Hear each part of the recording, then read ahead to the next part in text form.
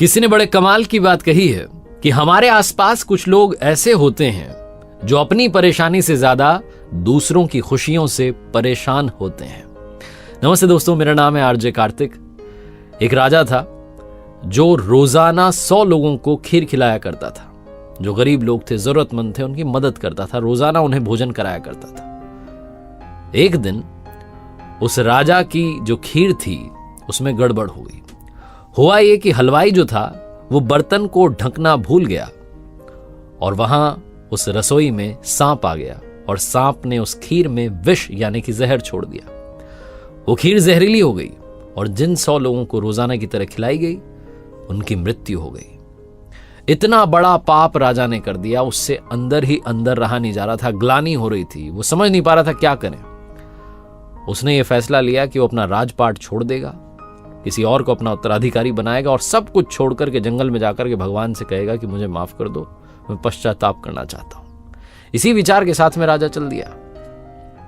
जब वो जंगल की तरफ रवाना हुआ तो शाम होने को आई। एक गांव रास्ते में आया, उसे लगा कि आज यहीं विश्राम कर लेते हैं। तो उसने पता लगाया कि कोई ऐसा घर है, वहां चौपाल पर कुछ लोग बैठे हुए थे। उनसे पूछा कोई ऐसा घर है जिसमें भक्ति करने वाले लोग रहते हैं। तो गांव वालों ने कहा कि हाँ जी, एक घर है जिसमें भाई बहन रहते हैं, वो दोनों भक्ति करते हैं, वहां रुक जाओ। राजा वहां गया, जाकर के कहा कि मुझे मदद चाहिए, मुझे रुकना है आज शाम, कल सुबह मैं निकल जाऊंगा। उन भाई बहनों ने कहा अरे आइए आइए, स्वागत किया। जो बहन थी वो रोजाना सुबह जग करके ध्यान करती थी, ईश्वर की आराधना करती थी, मेडिटेशन करती थी। उसके बाद में, ध्यान के बाद में, वो नाश्ता बनाती थी, दिन का रूटीन फॉलो करती थी। तो अगली सुबह वो जगी, ध्यान में बैठी, लेकिन उसके बाद उठी नहीं। बहुत समय हो गया।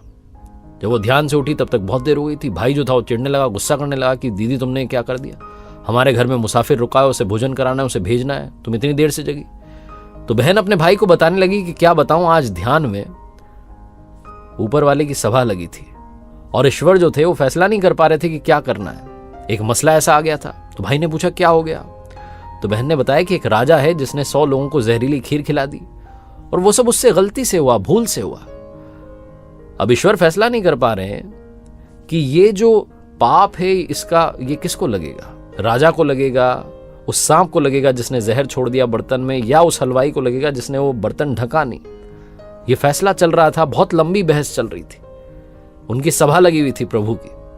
तो राजा ने जैसे ही सुना उसको समझ में आया कि मेरा वाला मैटर चल रहा है। तो उसने पूछा उस बहन से कि अरे क्या हुआ फिर। तो उस लड़की ने कहा कि अभी फैसला हुआ नहीं है, कल का इंतजार करना पड़ेगा। राजा जो था उसे लगा कि अरे तो मुझे फिर से रुकना पड़ेगा, आज इस फैसले को तो जानना है कि किसको पाप लगेगा। राजा ने कहा क्या मैं एक दिन और रुक सकता हूं, मुझे कल निकलना है। राजा उसी घर में रुक गया। गांव में दिन भर चौपाल में चर्चा होती रही कि वो जो आदमी कल आया था शाम में मुसाफिर, जो कह रहा था कि मुझे भक्ति वाले घर में रुकना है, ढोंग कर रहा था। जहां उसने देखा कि एक जवान लड़की रहती है भाई के साथ में, उसकी नजर खराब हो गई। देखो आज भी वहीं रुका हुआ है। दिन भर उस राजा की बुराई चलती रही। अगली सुबह वो लड़की फिर से ध्यान में बैठी, ध्यान उसका खत्म हुआ। राजा ने फटाफट से पूछा कि अरे क्या फैसला हुआ। लड़की ने कहा कि वो ईश्वर की सभा में फैसला हुआ कि वो जो पाप है वो तो मेरे गांव में जो चौपाल पर लोग बैठते हैं वो बांट के ले गए। छोटी सी कहानी है, लेकिन सिखाती ये है कि जो निंदा करते हैं, जो बुराई करते हैं, दिन भर गॉसिपिंग में लगे रहते हैं, इसकी बुराई उसकी बुराई, वो दूसरों का पाप भी अपने माथे लेकर के घूम रहे होते हैं। इसीलिए हमेशा हमें किसी की भी हो बुराई से बचना चाहिए। एक बार फिर से वही बात जो अक्सर आपसे कहता हूं, ऊपर वाले के आशीर्वाद, अपनी मेहनत और अपनों के प्यार के साथ कर दिखाओ कुछ ऐसा कि दुनिया करना चाहे आपके जैसा। याद रखिए, हर सोमवार सुबह 9:30 बजे मेरे साथ देखिए एक नई कहानी, और हर शुक्रवार सुबह 9:30 बजे मेरे साथ देखिए लर्निंग सीरीज का एक नया वीडियो।